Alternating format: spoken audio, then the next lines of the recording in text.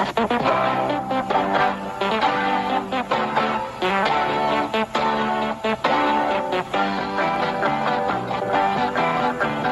pagtulog naming tatlo'y nanaginip. Abi! Pondo! Sa buong mundo kaming tatlo'y sikat na mekaniko. Isang kotseng lumilipad ang naimbento. Abi! Poldo! Upang kahit heavy traffic at sasakyan sa kalsada, sa inventong kotse namin ay walang problema. Kayong tatlong tamad ang taas mangarap. Abi! Poldo! Utak niyo'y utak niya, paano kayong sisikat? Mabuti sa inyo'y magtinda ng taho. Abi! Buwiket! Sige, Poldo. Sige, sige.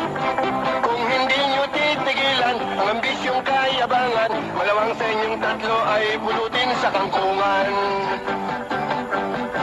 O Mamang Poldo, kami hangang-hanga sa laki ng butas ng ilong mo. Parang kalbaryo na pwedeng igarahe kahit na tatlong eroplano.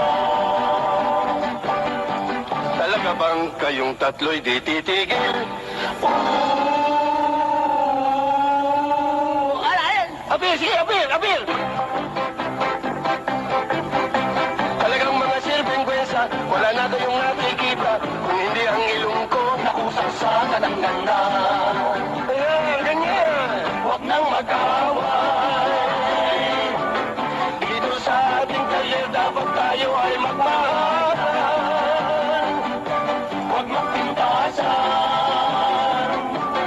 Dito sa ating trabaho ay sipag ang siyang kailangan. Ang pagsasabi ng tapat, yan ang dapat. Abir! Poldo! Di man magsabit ng badya, talagang iyong makikita.